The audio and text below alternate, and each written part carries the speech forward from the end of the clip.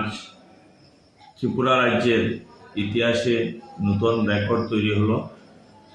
ভারতীয় জনতা পার্টি দুইজন প্রার্থী, পূর্ব ত্রিপুরা আসনে ভারতীয় জনতা পার্টির মনোনীত প্রার্থী কীর্তি দেবী সিং দেববর্মা এবং পশ্চিম ত্রিপুরা আসনে ত্রিপুরা রাজ্যের প্রাক্তন মুখ্যমন্ত্রী শ্রদ্ধেয় বিপ্লব কুমার দেব মহোদয় যে জনগণের আশীর্বাদ পেয়েছেন বিপুল সংখ্যায়, এর জন্য আমরা 53 কৈলাসহর মণ্ডলের পক্ষ হইতে সমগ্র রাজ্যবাসীকে অভিনন্দন শুভেচ্ছা জানাই, যারা এই আশীর্বাদে অংশগ্রহণ করেছেন।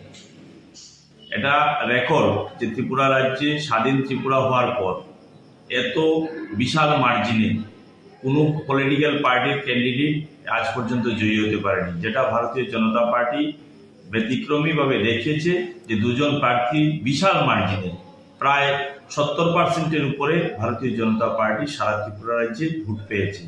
সেই কারণেই 53 কৈলাসহর মণ্ডলের পক্ষ থেকে সারা ত্রিপুরা রাজ্যে ভারতীয় জনতা পার্টির বিশেষ করে কার্যকর্তাগণ যারা পরিশ্রম করেছেন তাদেরকেও এবং যারা আশীর্বাদ করেছেন তাদেরকে অনেক অনেক অভিনন্দন শুভেচ্ছা। আমরা 53 কৈলাসহর মণ্ডলেও আমরা চেষ্টা করেছি, কিন্তু আমরা ব্যর্থ হয়েছি। ত্রিপুরা রাজ্যের মধ্যে এই 59টি জেলাতে 5টা মণ্ডলের মধ্যে কৈলাসহর 53 মণ্ডল, এই মণ্ডলে আমরা 17,502টা ভোট পেয়েছি। আমাদের থেকে বিরোধী দল সিপিএম এর প্রার্থী 19,809 ভোট পেয়েছে, যেটা ডিফারেন্স হচ্ছে 2,307 ভোটের ডিফারেন্স। তো আমি কৈলাসহর মণ্ডলের পক্ষ হইতে কৈলাসহরবাসীকে, যারা আমাদেরকে এই যে 17,502 যারা আমাদেরকে আশীর্বাদ করেছেন তাদেরকে অভিনন্দন শুভেচ্ছা জানাই। যারা আমাদেরকে আশীর্বাদ করেননি তাদেরকেও আমরা অভিনন্দন এবং শুভেচ্ছা জানাই।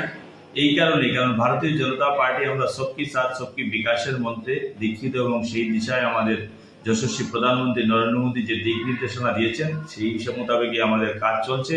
আমার বিশ্বাস আগামী দিনে কৈলাসহরবাসী ভারতীয় জনতা পার্টির পক্ষে আশীর্বাদ করবেন এবং আজকের দিনে আমরা বলতে পারি আমরা ভারতীয় জনতা পার্টির কার্যকর্তা হিসাবে এই অঞ্চলের বিশেষ করে 53 কৈলাসহর মণ্ডলের অন্তর্গত প্রত্যেকটা মানুষের পাশে আছি।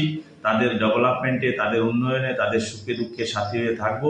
তাদেরকে কাঁধে কাঁধ হাতে হাত মিলিয়ে আমরা কাজ করব, তাদের জন্য আমরা লড়াই আন্দোলন করব, সবকিছুই করব। আমরা শুধু এটুকুই বলতে চাই যে আপনারা নিরাশ হওয়ার কিছু নেই।